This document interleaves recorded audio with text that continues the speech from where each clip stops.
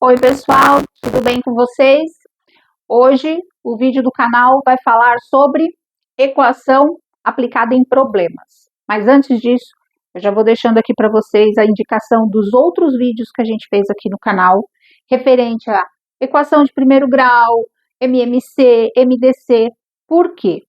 Porque muito desse conteúdo que a gente já colocou por aqui vai ajudar bastante a resolver estes problemas. Então, hoje eu vou trazer aqui dois tipos. Hoje, trabalhando essa parte de fração, e depois a gente vai ver identificando qual é o valor do x, e aí cai mais ou menos na estrutura de equação de primeiro grau, que todo mundo já está acostumado. Porém, a gente precisa desse conhecimento agregado, desse conhecimento que vem antes da retomada de conteúdo. E se o assunto aqui agora é retomada de conteúdo, estudos dirigidos, suporte estratégico, não deixa de acompanhar também, não só os vídeos aqui do YouTube, mas também as publicações lá do Instagram da professora Cláudia Tise. Então, se você ainda não segue a professora Cláudia Tise no Instagram, começa a seguir a partir de já. E se você ainda não é inscrito aqui no canal do YouTube, se inscreve, ativa as notificações para acompanhar quando chega vídeo novo.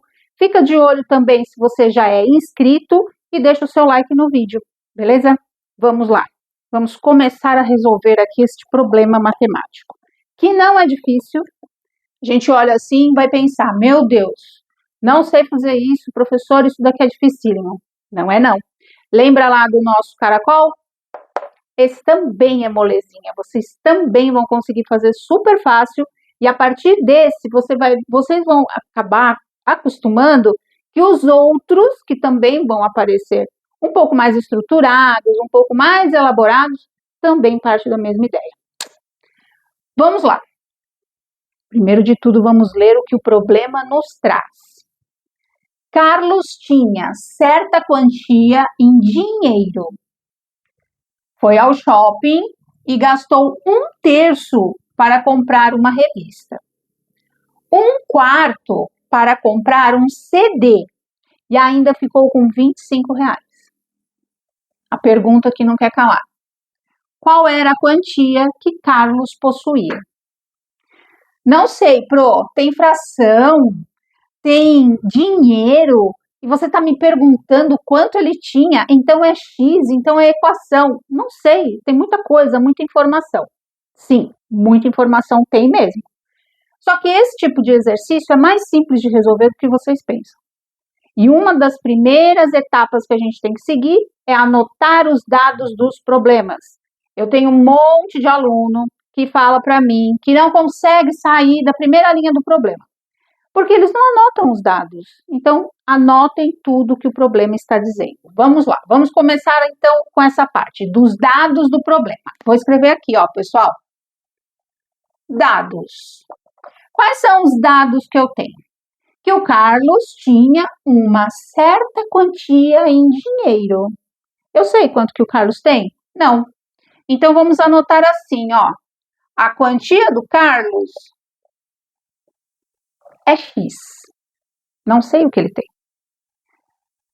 Foi para o shopping. Gastou 1/3 para comprar o CD, ou a revista. 1/3 de quem? Da quantia que ele levou? Da quantia que ele tinha? Então, eu vou colocar em fração, tá? 1/3 da quantia.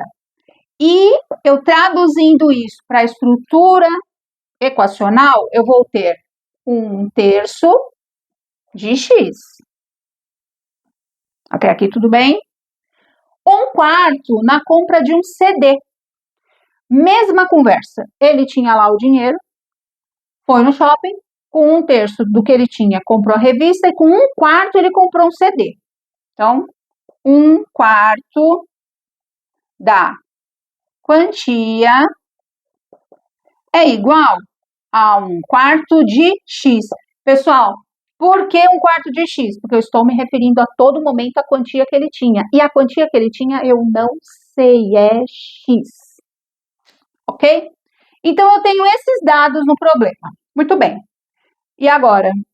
Muito aluno fala para mim, eu sento e choro. Não, você não senta e chora. Você pega os dados e reúne na equação. Vamos escrever essa equação? Ó, a equação que eu tenho a partir dos dados é o quê? Vamos lá. 1/3 de X foi para a revista. Então, vamos anotar aqui tudo que ele gastou. O que mais que ele gastou? 1/4 de X para o CD.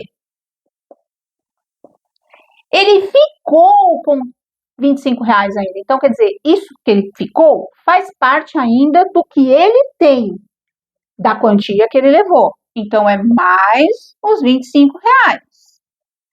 E tudo isso juntando, o que vai dar? Exatamente a quantia que ele levou. Certo? Vocês podem me perguntar, Pro, e se eu quisesse fazer o caminho inverso? X menos 1/3 menos 1/4 mais 25. Pode. É porque aqui eu estruturei de uma forma para ficar fácil, para que vocês entendam que tudo que ele gastou e o que sobrou é o resultado da quantia que ele levou. Então, para a estrutura equacional, visualmente falando, assim fica melhor. Certo?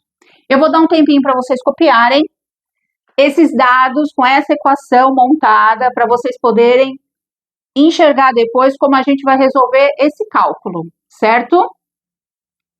Vamos lá? Ó, vou apagar. Então, vamos lá. Eu vou apagar tudo porque o espaço que eu tenho da lousa é pititica e eu preciso de todo o espaço para poder resolver. Então, eu vou reescrever aqui o que a gente acabou de falar. Então, vamos lá. 1/3 de X mais 1/4 de X mais os R$25, eu tenho a quantia total do Carlos. E aí? Como é que eu saio daqui agora, Pro? Eu tenho fração, eu tenho X, eu tenho tudo. Como é que eu vou sair dessa situação agora? Pessoal, lembra que eu falei no início da aula? Esse conteúdo precisa que você tenha uma boa bagagem do conteúdo que foi falado antes. Não só aqui no canal, mas na própria estrutura da matemática básica. Então, ó, eu tenho aqui uma situação de soma de fração com um denominador diferente. Isso eu já aprendi. Como é que eu resolvo fração com denominador diferente, pessoal? MMC. Ó, MMC de 3 e 4. Então, vamos lá. Como é que é mesmo? Aulas passadas. Fatoração em primos. Então, vamos lá. Vamos fatorar aqui no cantinho. 3 e 4. Bom, 3 é primo, só vai por ele mesmo. Mas o 4 não. O 4 não é primo. Então, eu venho com o 2, que é o menor primo.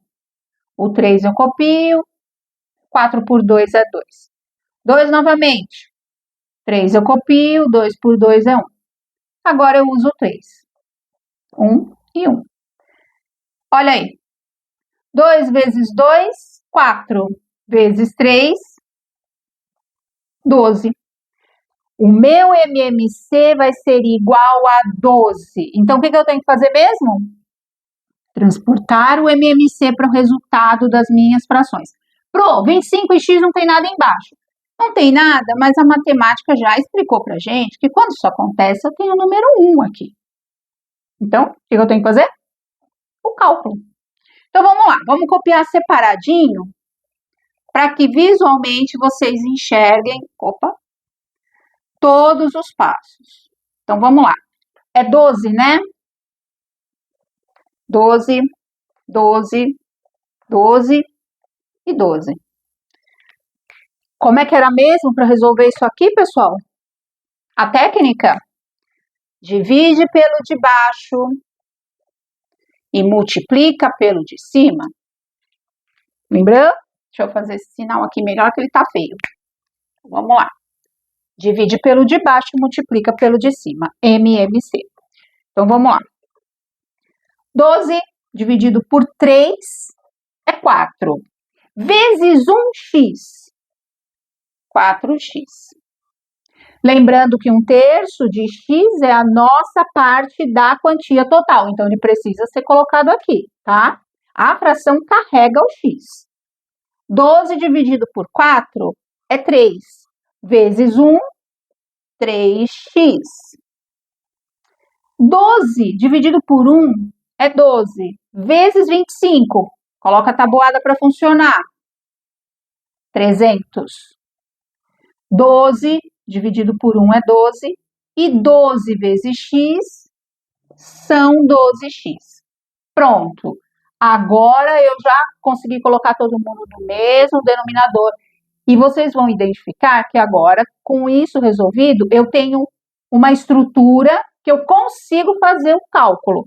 Só que para resolver a equação aqui, que é o objetivo do nosso exercício, eu não preciso deixar os denominadores, eles cairão. Ok? E eu só vou copiar o que seria, né, a parte dos numeradores. Então, ó, 4x mais, deixa eu apagar isso aqui que tá feio, mais 3x mais 300 igual a 12x. Essa é a estrutura da minha equação para que eu consiga resolver o problema. Vocês estão percebendo que a gente, para resolver um problema, já desenvolvemos pelo menos 2 termos, 2 elementos básicos da matemática básica. Né? Já perceberam? Fração e MMC.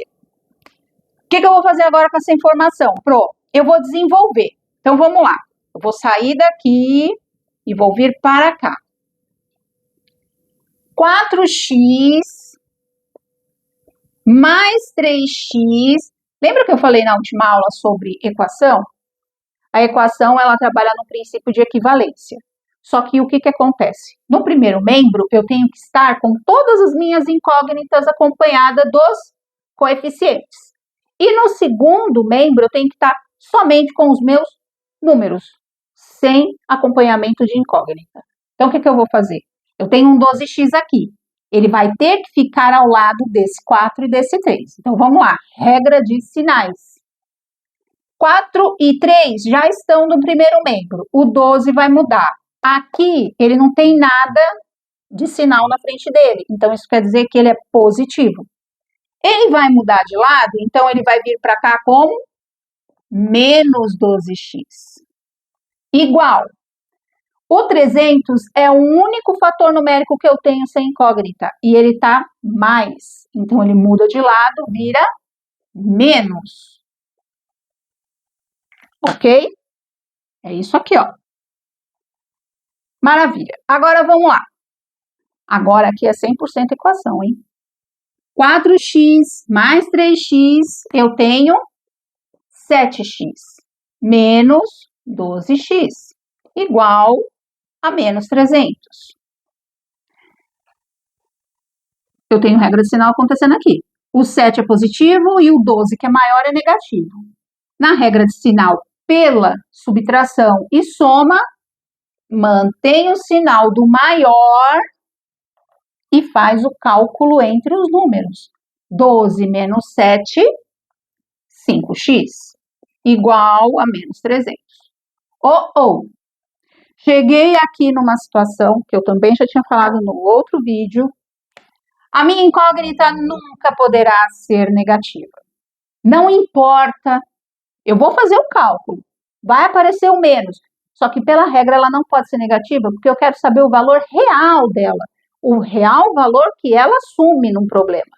Então, ela não pode ser negativa. Eu posso ter o resultado de uma equação onde o x é igual a menos 3. Mas eu não posso ter menos 3x fazendo o cálculo. Então, quando isso acontece, qual é a regra? Multiplico toda a linha equacional por menos 1. E não importa que aqui é mais ou menos. Isso é o que menos importa. O que mais importa é isso aqui. Isso não pode ser negativo. Então, quando eu multipliquei a linha por menos 1, o que aconteceu? Aqui, curiosamente, todo mundo vai ficar positivo. Então, eu vou ter 5x igual a 300. De novo, qual é o princípio também da equação? Eu tenho que isolar o x para chegar no valor que ele pede, né, que ele quer assumir, e o número que acompanha ele vai fazer a operação inversa. Aqui não aparece, mas tem uma multiplicação. Então, eu vou ter x é igual a 300, 5 multiplicava, 5 divide. X é igual a 60. Olha, cheguei no X da questão, cheguei no X da quantia. Qual era a quantia que o Carlos possuía quando ele foi para o shopping? R$60. Percebam? Então, eu tive toda uma estrutura aonde eu utilizei, primeiro de tudo, selecionar os elementos que estão dentro do problema. Segundo, estruturar a equação correspondente a esses elementos, a esses dados. Se houver fração, fatalmente eu vou cair em MMC. Resolvi. Depois que eu resolvo o MMC, eu tenho que retornar para a minha equação e chegar no cálculo final. Perceberam, pessoal? Gente, ele é longo, mas ele não é impossível. O exercício é um exercício relativamente fácil. Ele é um exercício que a gente pode caracterizar de 7º, 8º e também para 9º ano. E eu vou deixar uma dica aqui. O importante é que vocês não fiquem e não tenham dúvidas neste momento enquanto as coisas estão nessa etapa. Porque este tipo de situação aqui, principalmente galera do 9º ano e 1º do médio, vai enxergar essas estruturas de problema para resolver função exponencial de 1º grau. Que vocês vão cair fatalmente na equação de 1º grau, porque a própria estrutura dela é igual. Então, qual é a dica? Tira todas as dúvidas aqui, deixa aí nos comentários as perguntas que vocês tiverem para fazer e fica de olho que no próximo vídeo a gente vai trazer aqui no canal mais exercícios sobre esse tema, tá bom? Vejo vocês, beijo!